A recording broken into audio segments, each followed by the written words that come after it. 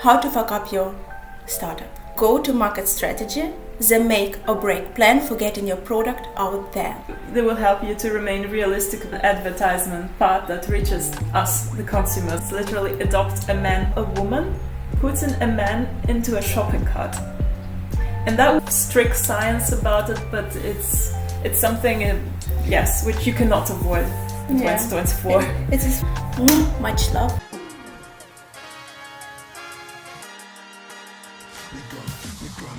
Welcome to Startup Sluts, where we keep it real. No sugar-coated stories, just the raw deal.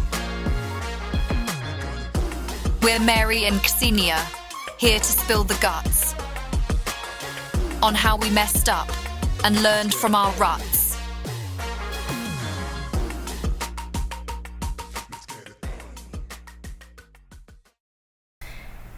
Hello and welcome to podcast Startup Sluts, how to fuck up your startup. Today we are talking about go-to-market strategy, the make or break plan for getting your product out there. And today we got a special guest, Anna. She's actually helped us to create our go-to-market strategy. Anna's got years of experience in consulting, where she's done everything from coordinating with experts to developing marketing strategies.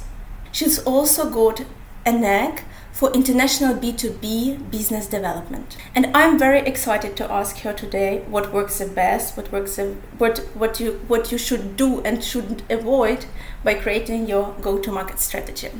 So let's dive to learn how to create a perfect go-to-market strategy. And of course, before we deep dive into this topic, I would like to ask Anna to tell us a bit about herself, also about her background and what encouraged you to jump into this field.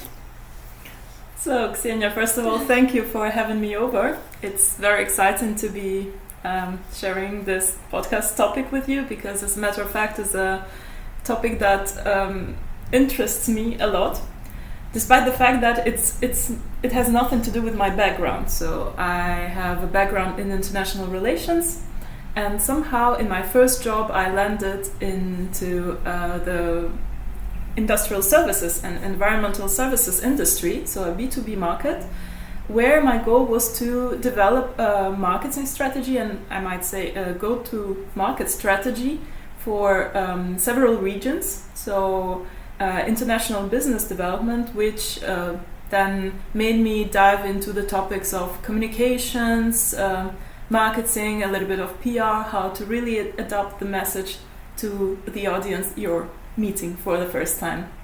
Cool, it sounds very exciting. And yes, together with you, we have understood how important it is to create a go-to-market strategy, because at the very beginning we've done only marketing strategy, and then you was like, girls, your go-to-market strategy sounds like marketing strategy. So here comes the very first question. Can you explain in a simple words what a go-to-market strategy is and why it is so crucial for a startup, for a big business, like for everyone actually? Yeah, well, it is crucial as a matter of fact. So imagine you create a product or a service which is useful to people and you find it super exciting, and it's not enough, obviously. You need to sell this product or service to people and to convince them about the utility of this product. And that's where the go-to-market strategy comes into play. So it helps you answer all the necessary questions and get the necessary information to position your product on the market, to make sure it finds its audience, it's useful, and to make sure that the potential consumers understand the use and the benefits they will obtain from this product.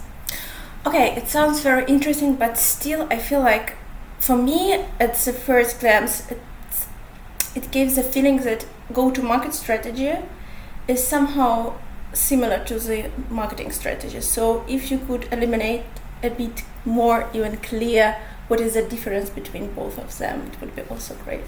Of course. So the go-to-market strategy, its aim is to put a new product or service on the market. So usually it's a short-term plan, and it really gives a boost to your product because it comes to the market for the first time. Compared to that, the marketing strategy is a more routinely set of activities that you need to apply to maintain consumer interest, to have your flow of advertisement going on, to maintain sales.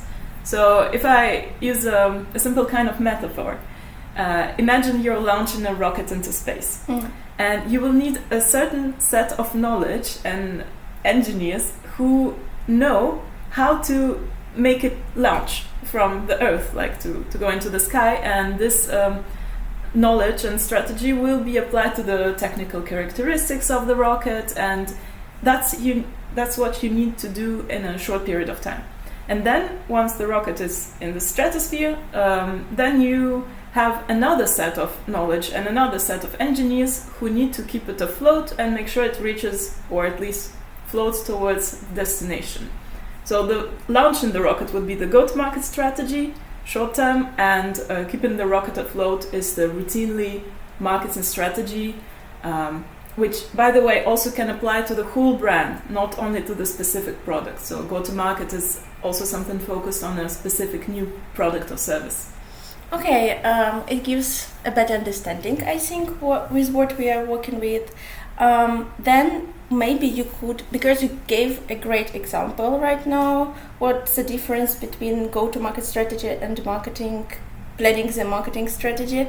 And it would be great if you could also give us like the most important key components of each and every go-to-market strategy. What should it include? So yeah, first of all, you, like as I just explained, it focuses on the product. So you really need to know your product well. It sounds obvious, but actually not. Yeah, and that's something that some startups mess up with, because they see their product in a certain light, and of course you're very optimistic about your own product, but you have to remain realistic. So you need to know your product, its features, and how these features help position your product on the market. So you will look at competitors. And actually there are some kind of competitors that will be beneficial for you. So there are some products, for example, usually it's food trends like bowls or bubble tea, you see it everywhere.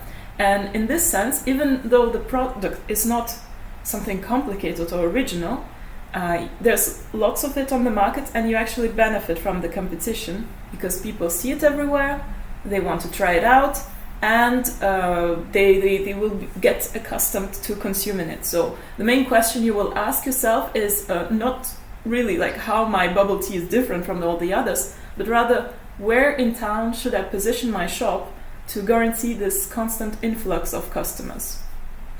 There are other products that will benefit from being pioneers in their sphere.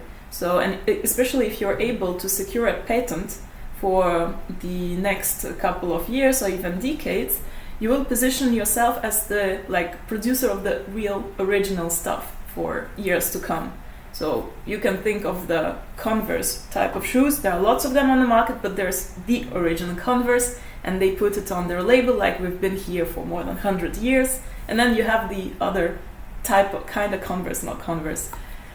So this is how your product might benefit or not from the competition, and then you might look, okay, do I really need to find a niche on the market or not? Second, you need to know your audience. So who are you selling your product to? Who will benefit most from it? You might have a special type of person in your mind, because usually you create a product and it doesn't come out of the blue. You have an idea, you notice for yourself something that's missing on the market, and you want to address this gap. And then you need also to think, okay, this audience, is it only people like me, or maybe there are some other people who I haven't thought about who might benefit from the product? So you really need to think of the different uses that and the different benefits that can be extracted from this product. And that's what I mean when I say you need to know your product. So you know the product, you know the market, you know the competitors. And analyzing all these factors, you will also dig in some more practical issues like okay, I know my audience, what kind of messaging will I prepare to reach them? How do I get their attention and convince them of the uses they will make of the product?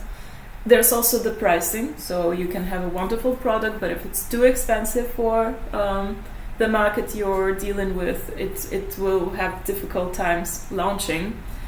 And all these factors, you really have to have this concentrate of information in your mind before you start launching your advertisement, like your go-to-market strategy. It really has to have all these aspects within itself in order for you to avoid wasting resources and time. Yeah, it's especially important not to waste your resources and time if you don't have a lot of resources, because at the beginning a lot of startups maybe don't have a lot of resources. Yeah, so to sum up, we have three main broad domains which we need to analyze. As you mentioned, it is market, competitors, and your potential customers, your users. And here I think another very important point, which were for us also a very interesting task to do, is to develop the persona, and also of course based on this persona make a market segmentation, like for whom we are creating this product. So it is a very important question, because also like persona and market segmentation, it's also a lot about marketing, but how important creating persona and segmenting your customers to the go-to-market strategy. Yeah, so of course the customers you'll be addressing is the major aspect that will determine your whole messaging, and later on the ongoing marketing strategy, including the type of advertisement you do and the channels you use. So from the start, it's important, necessary almost, to clearly define this persona. So you use some marketing jargon here. The buyer personas are typically imagined users of your product. So it's a person. You can even give a name and define its key characteristics like age, gender, geographical location. And then around these personas you will define some user stories. Well, this is more IT jargon. And it will be a simple statement actually, which will help you create a little story about how this person will use your product, in what circumstances, why, and what kind of benefits they would like to reap with your product. So it's this exercise, as I said before, it also allows you to think of alternative uses and alternative benefits to your products about which you might have not thought on your own. Cool. Actually, for me, it was very confusing also, especially to create this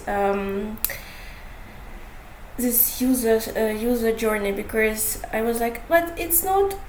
We don't have any data based on what we can create. It is everything a little bit like my imagination, you know. It is a bit of creative task at first, but then you have to remain flexible. And actually, once you create these personas and you try to apply the messaging to their specific audience interests or needs, and then you start almost immediately getting feedback from the market in terms of site visits or user subscriptions or product sales.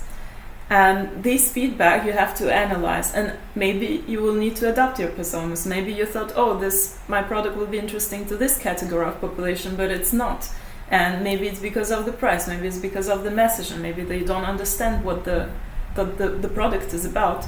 And in the end, first thing you will do is try to readapt this little buyer personas, user stories, maybe change the approach you have to them. So maybe the user per se is right, maybe your approach to them is wrong. And then you start by these little adjustments, and at some point, either you come to the conclusion, actually, that's not an interesting market for us, maybe there are too many competitors, or you readapt your messaging and get more in the end obtain the more efficient approach. Like through the process of developing go-to-market strategy, where should we start with, and what we should do like step by step, more like like instruction for our listeners, what they should do step by step, how to create this go-to-market strategy. So I started answering these questions a little bit already. So it follows a typical approach, as a matter of fact, by starting to analyze the market, your competitors. Maybe it allows you to adjust and choose your positioning. For example, will you be focusing on one type of product, something more expensive, flagship, exclusive? Apple does that. Maybe you will be on the low cost range, and you will cater to lots of different consumers with lots of different products. So this is a whole spectrum. You can also offer a super customizable product, so where basically each user is its own market. So you depending on this market analysis and your product analysis, you choose your positioning. It's very difficult to do like all of this at the same time. So it's something you do pretty soon, like at the start of your market positioning. So then we talked about segmentation. You define user stories, you define buyer personas, and you segment your market, because if you target different audiences, for example, very young people, Gen Z, you'll choose different channels than if you target older generation who might use other digital channels or be sensitive to another kind of messaging. So that's something you do. Then you customize, you curate your messaging to the users, and then of course you remain flexible to the market feedback, to always be able to readjust your strategy and to be flexible and to extract the useful information from the market feedback. You need to have a kind of evaluation strategy of your own go-to-market strategy. So it's a very interesting topic about evaluation, to be honest. Please deep dive. And it's something we often forget. We just like go there and then we wait for the feedback, and then we're like, okay, so how do I use this information? Yes. And so from starts, you need to have realistic goals. So you need to set your, again, using jargon, your objectives and key results you would like to get, which have to be realistic. So if you're just starting on the market with a product, you won't be trying to sell for millions of euros or have like tens of thousands of consumers in the first months. You'll be a little bit more realistic. You'll start with, okay, we would like to reach 100 of consumers in the first 3 months. So you set your goals. Of course, they need to be relevant to your business. It should be something about selling and having money, or at least preparing the ground for future users, future consumers. So it's not generally goals like, okay, I would like my brand to be known to X people. It can like later on lead to sales, but per se it's not very representative of the business efficiency of your project. Then you need to measure how you progress towards these goals, and here you will use key performance indicators, KPIs, another useful term. And these are so they're similar in the sense that they resemble a little bit the goals, but actually they are targets you set and ways to measure these targets to analyze your progress.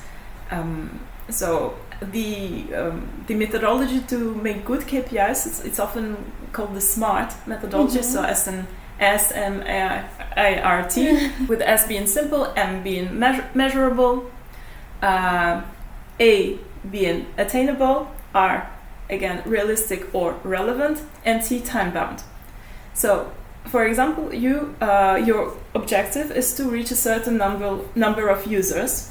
So it will be simple. It's simple and significant. That's the other definition of the S. It's significant because you need users who will buy your product. It's measurable because you can see on your website stats how many users you have. It's achievable.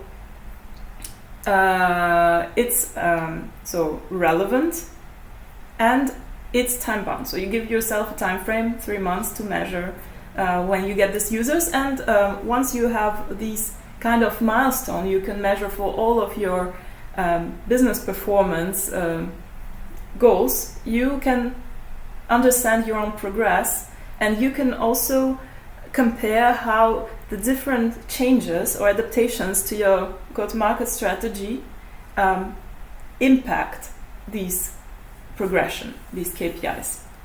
Cool. It sounds very great, especially because I like if you can to measure like what you are doing.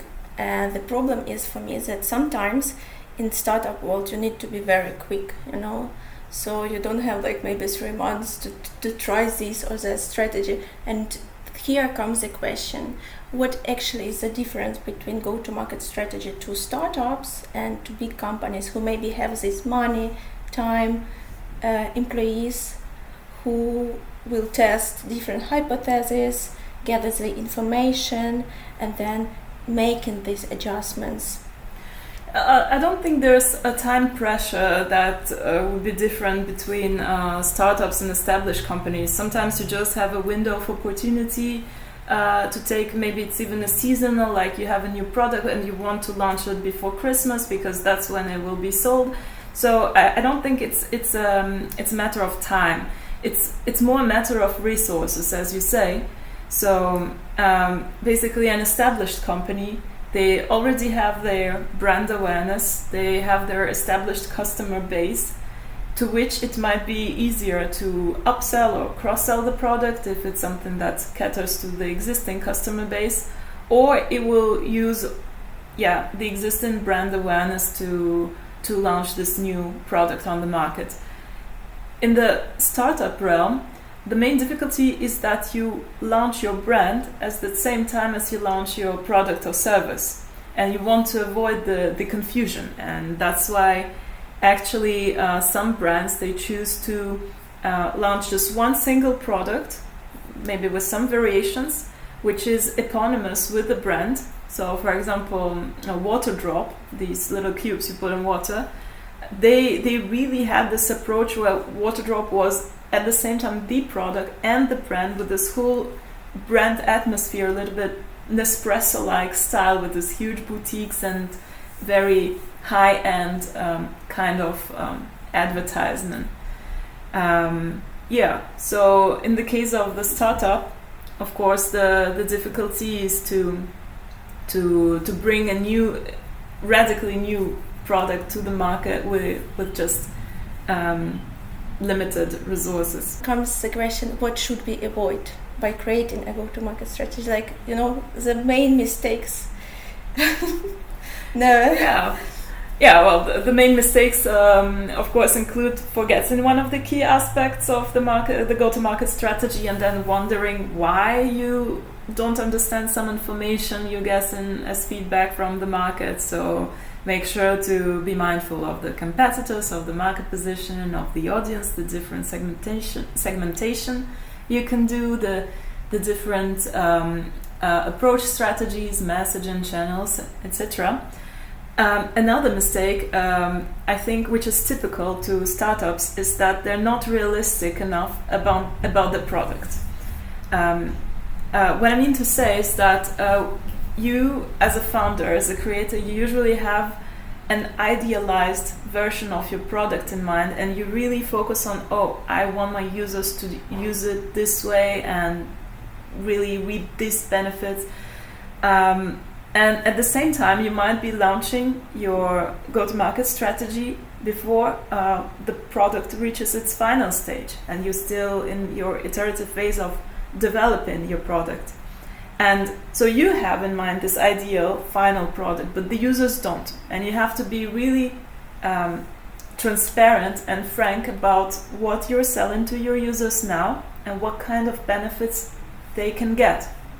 So of course you can lose a lot of people if you say we're doing this, and it's not there yet. So while they're waiting, maybe you want to give them some freebies. You do some inbound marketing. You need to provide the user a benefit, especially before the product itself reaches its final stage. Yes, I think it's especially difficult because we are talking here a little bit about KPIs, and also like we need to measure what we offer our users. At the same time, if you don't have the product yet, like what can be this KPI then? Yeah, so again, coming back to the necessity of flexibility, especially when your product is still in development, you will have different goals at different stages and different related KPIs.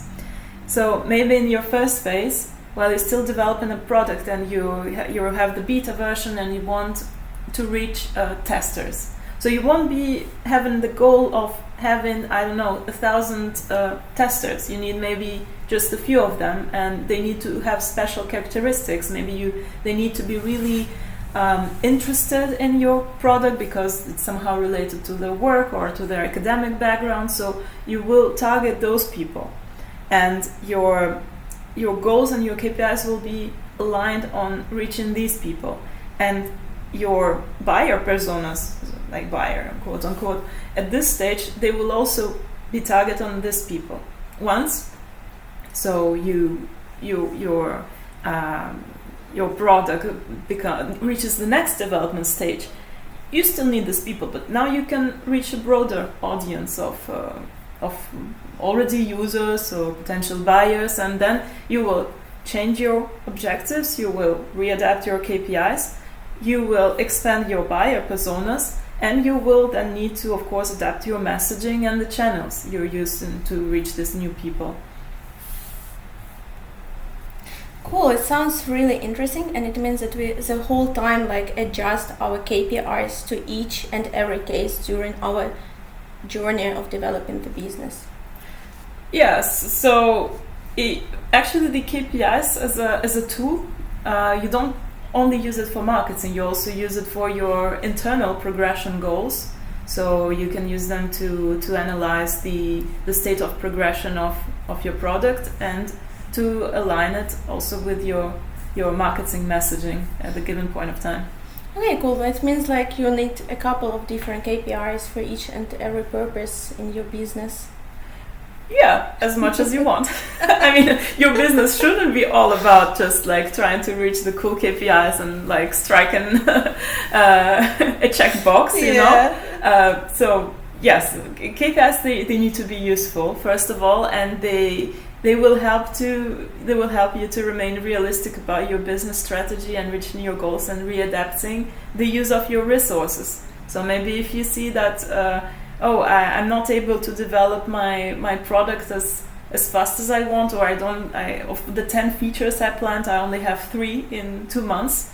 The KPI tells you only that. But then as a user, as an entrepreneur, you need to analyze these results. Okay, what does it mean for my business? Should I hire more people? Should I put in more resources? Of course, the KPIs, they only remain a tool, and of course you will need to make a smart use of them. Yeah, I agree with you. So maybe you would love to share with us any successful go-to-market strategy you know. It would be great, because like everything we are talking about right now is more theoretical, very valuable information, but some practical examples would be also great to hear. Yeah, cool. Okay, so a little bit caveat here, of course. From a successful go-to-market strategy, we mainly see the messaging and advertisement part that reaches us, the consumers. So we don't really know all the work that had been done before, all the mistakes they might have made, and all the readjustments they might have made to their original idea. But you can get like some product of it if you analyze some campaigns as a marketer, like how a new product comes on stage and you think, oh, it reminds me of that. Oh, they did that different from the competitors. Okay, that's against a lot of theory. So to answer your question, okay, that makes me feel old, but 10 years ago, I was in France, and I remember there was this new dating website launching. It was called adopteunmec.com. It's literally adoptaman.com, and they first started to advertise themselves by putting billboards on the streets, usually on bus stops, and the billboard would only be an image, no text, just a pictogram of a woman putting a man into a shopping cart, and that would remain on a bus stop for a couple of weeks. So you're like, what is this? What does it mean? So they really got the curiosity and the attention of actually the broadest possible even group of people. And a couple of weeks later, they put the text, which I think was basically just the name of the website, adoptaman.com. So just from the name, it's pretty transparent, it's probably something about dating, or then you go on the website and you check for yourself. So here actually the number of interested people maybe shrinked, but because you covered such a huge group of people from the start, then you shrink to your potential users. So it was an interesting strategy. Instead of going like from very specific users to a broader audience, they did the opposite. And also, like the advertisement by itself, it really showed that they're catering to a more young population.